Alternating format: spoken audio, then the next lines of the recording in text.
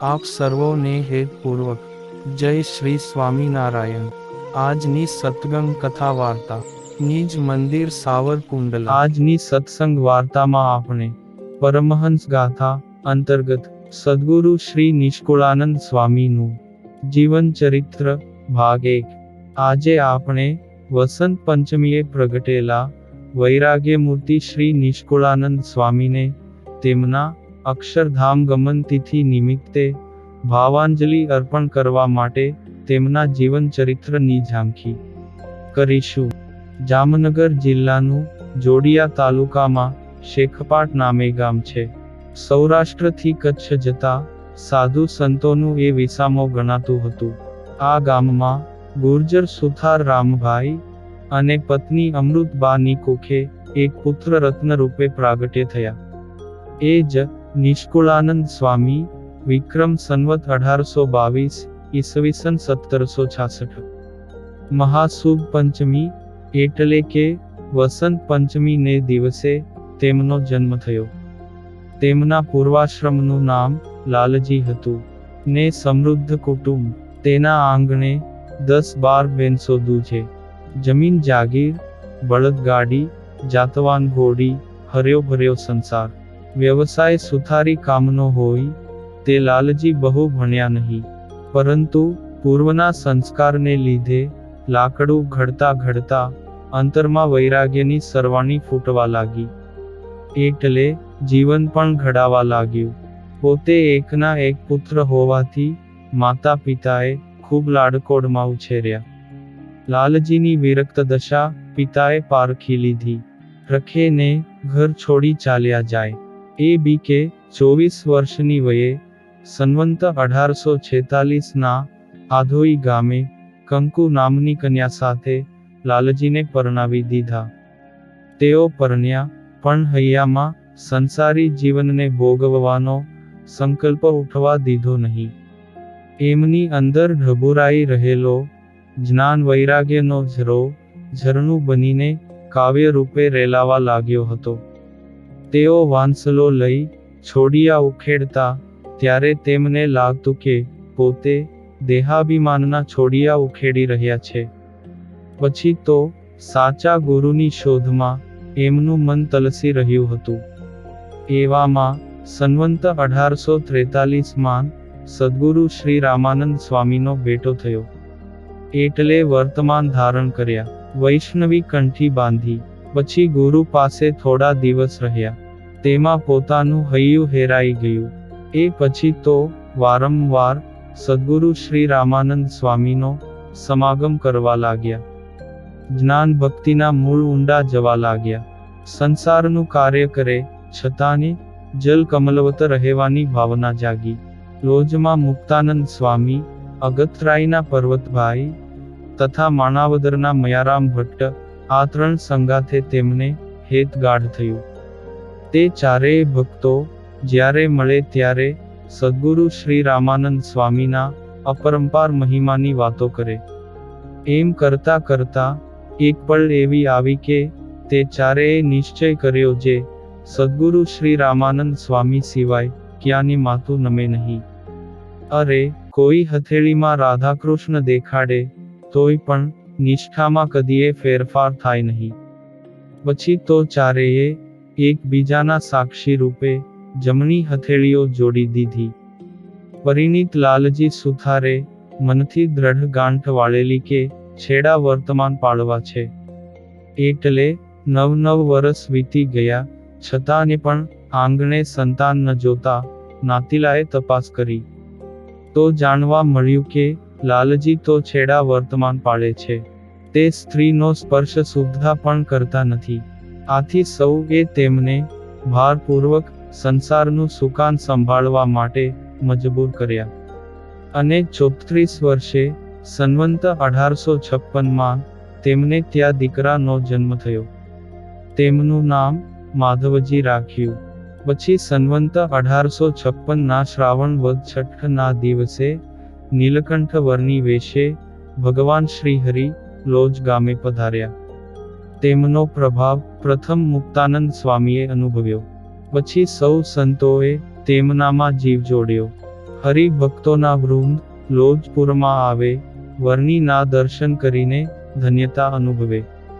મુક્તાનંદ સ્વામી ને મયારામ ભટ્ટ પણ આ વર્ણીના તેજમાં અંજાયા. પર્વતભાઈ ને લાલજી સુથાર હજુ વર્ણીના દર્શને ગયા નહોતા. એ વખતે કચ્છમાં વિચરણ કરતા સદ્ગુરુ શ્રી રામાનંદ સ્વામીને પત્ર દ્વારા નીલકંઠ વર્ણીના આગમનની જાણ મળી.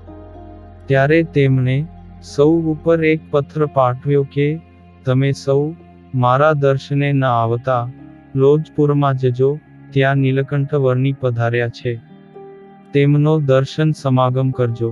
પછી મયારામ ભટ્ટ ગુરુદેવ શ્રી રામાનંદ સ્વામીનો આદેશ ઝીલી આ પત્ર ઠેર ઠેર સૌને વંચાવતા ગામ શેખપાટ આવ્યા. ને લાલજી સુથારના હાથમાં પત્ર આપ્યો, તેમણે વાંચ્યો. ત્યારે મયારામ ભટ્ટ પાસેથી વર્ણીના મહિમાની વિશેષ વાત સાંભળી. મયારામ ભટ્ટ વિદાય થયા, ને લાલજી સુથાર કચ્છ જવા માટે નીકળ્યા. સદ્ગુરુ શ્રી રામાનંદ સ્વામીએ તેમને જોયા કે તરત જ પૂછ્યું, અરે લાલજી, તમે અહીં કેમ આવ્યા? મયારામ ભટ્ટ, હજુ તમને મળ્યા નથી. ત્યારે લાલજીએ કહ્યું કે મળ્યા દાને. પછી દંડવત પ્રણામ પાઠવી ગુરુવર્યના ચરણોમાં મસ્તક મૂક્યું. ત્યારે રામાનંદ સ્વામી લાલજી પ્રત્યે બોલ્યા કે તો પછી લોજપુરમાં જવા માટે અમે લખેલું ને અહીં સીધ આવ્યા. તે લાલજીએ કહ્યું, એટલે જ આવ્યો છું કે અમે તો આપને જીવ સોંપ્યો છે. ગુરુ ગણો કે ભગવાન, સર્વે આપ જ અમારે માટે એકમેવ છો. હવે બીજે સીધ ભટકવું. ત્યારે સદ્ગુરુ શ્રી રામાનંદ સ્વામી હસતા થકા કહેવા લાગ્યા કે ભૂલો છો લાલજી. અમે જ્યારે આજ્ઞા કરીએ ત્યારે તેમાં સંશય ન કરવો. હવે તમે અહીંથી સીધા જ લોજપુરમાં જાઓ ને નીલકંઠ વર્ણીનો દર્શન સમાગમ કરો. આવું સાંભળીને લાલજી સુથારના અંતરમાં અજવાળું થયું ને સીધા લોજપુરમાં ઉપડ્યા. ત્યાં નીલકંઠ વર્ણીના ચરણોમાં પ્રણિપાત કર્યા. ત્યારે પ્રથમ દર્શને જ ગાઢ પ્રીતિ બંધાઈ ગઈ. પછી વર્ણીએ આશીર્વાદ આપતા કહ્યું કે શુકજી જેવા વૈરાગ્યવાન ત્યાગી થશો. એટલે તેઓ રાજી થયા અને મુક્તાનંદ સ્વામી પાસે જઈ ગુરુના કહેલા વચનો શબ્દશઃ સંભળાવ્યા ને કહ્યું, જે પર્વતભાઈ આ બધું જાણે છે કે નહીં? ત્યારે મુક્તાનંદ સ્વામી કહે કે લાલજી ભગત, પર્વતભાઈને સંદેશો મળ્યો કે તરત જ આવી ગયા ને હવે અહીં જ રોકાઈ ગયા છે. એ પછી તો પર્વતભાઈ પણ મળ્યા અને ચારેય ગુરુ ભક્તોએ ગુરુ વચનને અંતરમાં દ્રઢ કરી લીધા ને નીલકંઠ વર્ણીમાં આત્માને ઓતપ્રોત કરી દીધો. પછી વિક્રમ સંવંત 1841માં ભાદરા ગામે બ્રાહ્મણ કુળમાં જન્મેલા ગુણાતીતાનંદ સ્વામી, જે મૂળજી શર્મા તરીકે ઓળખાતા હતા, તેઓને ત્રણેય અવસ્થામાં ભગવાનનું જ દર્શન હતું. શ્રીજી મહારાજ તેમનાથી અણુમાત્ર પણ છેટા રહેતા નહીં. એમની આવી બ્રાહ્મી સ્થિતિ લાલજી સુથારે પીછાણી હતી. આથી એમની સાથે પ્રીતિ બંધાઈ ગઈ. ભાદરા અને શેખપાટ વચ્ચે 3 ગાંવનું અંતર. મૂળજી ખેતી કામથી પરવારે ને લાલજી સુથારી કામ સમેટે. પછી રાત્રે બંને ભેગા થાય તે દોઢ ગાંવનું અંતર કાપે ને બરાબર વચ્ચે એક જીર્ણ શિવાલય હતું. ત્યાં બેસે અને બ્રહ્મ પરબ્રહ્મની વાતો મૂળજી તેમને કરે. ઘણીવાર તો લાલજી ઠેઠ ભાદરા પહોંચી જતા અને મૂળજી ભક્તનો સમાગમ કરતા. મૂળજી તો તેમના કરતા 19 વર્ષ નાના હતા. છતાંને લાલજીએ આધ્યાત્મ શિખરે બેઠેલા મૂળજીને બરાબર ઓળખી લીધા હતા. તેવામાં સંવંત 1860માં શ્રીજી મહારાજ ભાદરામાં મૂળજી ભક્તના પ્રેમને વશ થઈ 6 દિવસ રોકાયા હતા. તે વખતે ઊંડ નદીમાં જળ વિહાર કરવા માટે મહારાજે રુચિ દર્શાવી. એટલે તત્કાળ નાવ બનાવવું મુશ્કેલ હતું. પછી મહારાજે લાલજી સુથારને કહ્યું, જે તમારો ચોફાળ લાવો ને જળ ઉપર બિછાવી દો. તે વચનમાં ટૂંક લાલજીએ તરત જ ચોફાળને પાણી પર પાથરી દીધો. પછી મહારાજ ઊંડના કિનારા પરથી ઝડપભેર ચોફાળ પર બિરાજી ગયા ને મૂળજી ભક્ત, વશરામ ભક્ત અને લાલજી સુથારને પણ સાથે બેસાડ્યા. તે મહારાજના સંકલ્પે એ તરાપો જળ સપાટી ઉપર તરતો સરકવા લાગ્યો ને જળ વિહાર કરતા મહારાજે સ્વસ્વરૂપની અદ્ભુત વાતો કરી. પછી મહારાજે લાલજી સુથારને જાણે નિશાન બનાવ્યા હતા. પછી ભાદરાથી મહારાજ શેખપાટ પધાર્યા ને લાલજી ભક્તે ધૂમધામથી પધરાવ્યા. ત્યારે શેખપાટ ગામે 3 દિવસ રોકાઈ વસંત પંચમીનો ઉત્સવ કર્યો. પછી મહારાજે લાલજીને કહ્યું કે અમારે કચ્છ જવું છે ને પ્રથમ વાર જઈએ છીએ, તો તમારી જેવો કોઈ ભોમિયો હોય તો ઠીક પડે. ત્યારે લાલજીએ કહ્યું, મહારાજ, હું જ આપની સાથે આવીશ. તે મહારાજને એટલું જ જોઈતું હતું. અલબેલાએ પોતાની સાથેના સંઘને અહીં જ રોકી દીધો. પછી પોતે અને લાલજી એમ 2 જ કચ્છની વાટે સંચર્યા. લાલજીમાં ભક્તિભાવ ભર્યો હતો, એટલે મહારાજની સેવા, ભોજન ને જળપાન વગેરે માટે તેમણે વાટ ખર્ચીની 10-12 કોરી લઈ લીધી ને સુખડી, ઢેબરા તથા મરચાનું ભાથું બાંધી લીધું ને જળની ભંભલી પણ ભરી લીધી. કેમ કે રણ પ્રદેશમાં મહારાજને તરસ લાગે તો ક્યાં દોડવું. વળી વચ્ચે પોતાનું સાસરીનું ગામ આધોઈ આવતું હોય. પહેરવેશ પણ જમાઈ રાજને છાજે એવો પહેર્યો. તે સફેદ બાસ્તા જેવી ચોરણી ને અંગરખું પહેર્યા. કાનમાં સોનાના કોકરવા પહેર્યા. કંદોરો તો હતો જ, પણ ગળામાં હાંસડી ને સોનાની મગમાળા ધારણ કરી લીધી. આંગળીએ વેઢ પહેર્યો ને પગમાં જોડા ચરરક્ષમ થતા આવે. ત્યારે મહારાજે આ બધું જોઈ મરમાળું હસી લીધું. પછી લાલજી કહે, હાલો ત્યારે હરિવર. આમ કહેતા એ આગળ થયા. મહારાજે પણ મોજડી પહેરી હતી, શ્વેત ધોતિયું અને કેડિયું ધારણ કર્યા હતા, માથે ધોળું ફાળિયું બાંધ્યું હતું. તે થોડુંક ચાલ્યા ત્યારે રસ્તે એક ભિક્ષુકે ખાવાનું માંગ્યું ને મહારાજ તો દયાળુ, એટલે તુરંત જ લાલજી પાસેથી ભાથું માગ્યું. ત્યારે લાલજી કહે, પણ મહારાજ, આ તો આપના માટે છે. વચ્ચે રણ પ્રદેશમાં કની નહીં મળે. એટલે મહારાજ કહે, અન્નાર્થી ભૂખ્યો હોય ને માગે ત્યારે આપણી પાસે હોય તો આપવું, તે આપણો ધર્મ છે. એમ કહીને બધું તેને અપાવી દીધું. પછી લાલજી કહે, હવે ભૂખ્યા થશો ત્યારે શું કરશો? તે શ્રીજી મહારાજ કહે, જેમ પેલાને આપણે મળ્યા તેમ આપણા માટે પણ ભગવાન બીજાને મોકલી આપશે. કરતા હરતા તો ભગવાન છે, એ ભૂખ્યા નહીં રાખે. ત્યારે કની પણ બોલ્યા વિના લાલજી આગળ ચાલ્યા. તે આગળ લૂંટારુઓ મળ્યા. તેણે લાલજીને ડારો દઈ ઊભા રાખી બધું ફનફોડવા લાગ્યા ને ઘરેણાં ઉતારી લીધા. એટલામાં શ્રીજી મહારાજ પહોંચી ગયા ને જોયું કે લાલજી લૂંટાયા છે. ત્યારે તેમણે ચોરોને કહ્યું, જે તમે તમારા કસબમાં પાવરધા નથી, શીખાઉ લાગો છો. તે ચોર કહે, કેમ કહો છો?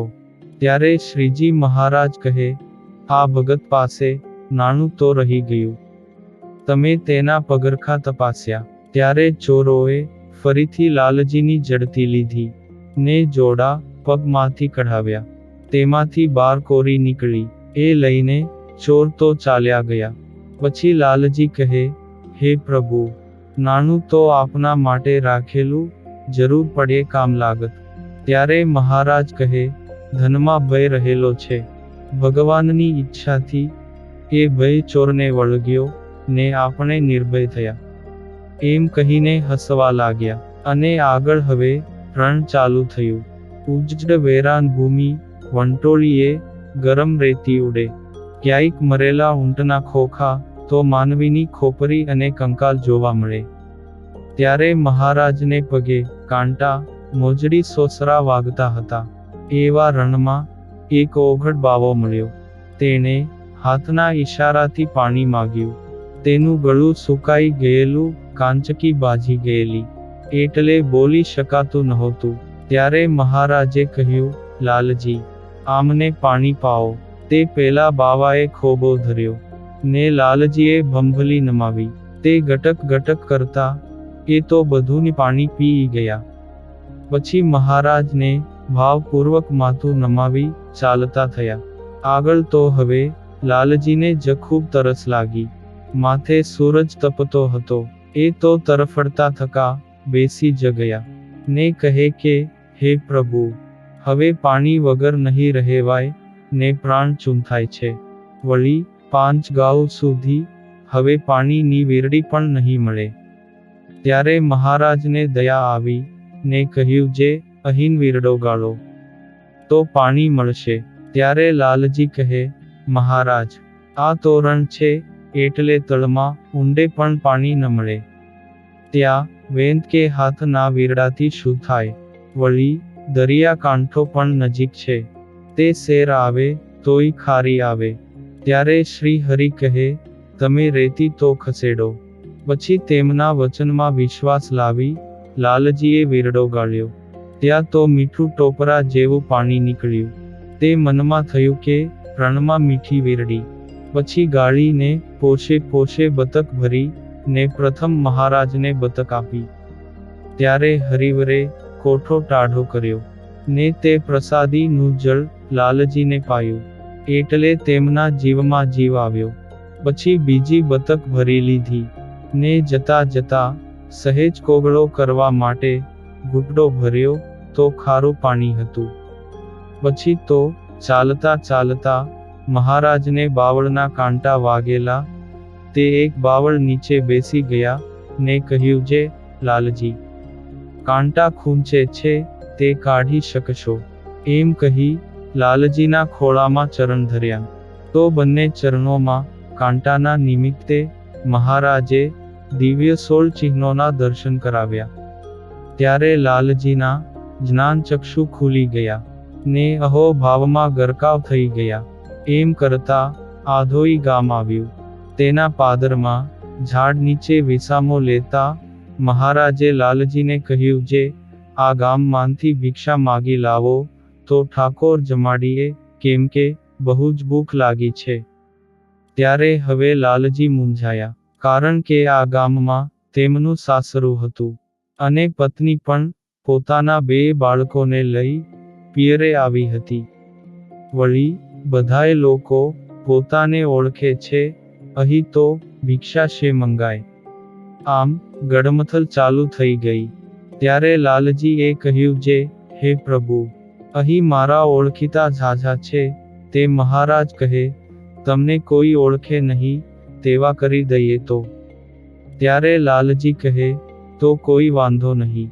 એટલે તરત મહારાજે પોતાનો ખડિયો ખોલાવ્યો, ને તેમાંથી કાતર કાઢી ભગતની મૂછો કાતરી નાખી, ને ભગવી અલફી લાવેલા તે પહેરાવી દીધી, ને માથે ચોટીવાળું મુંડન તો હતું જ. પછી મહારાજે તેમનું નામ નિષ્કુળાનંદ પાડ્યું. એટલે લાલજી કુળ તજી નિષ્કુળ થયા. અને હવે પછીની કથા વાર્તા આપણે આગળના ભાગમાં સાંભળશું. અત્યારે આપ સર્વોને ભાવથી જય શ્રી સ્વામિનારાયણ.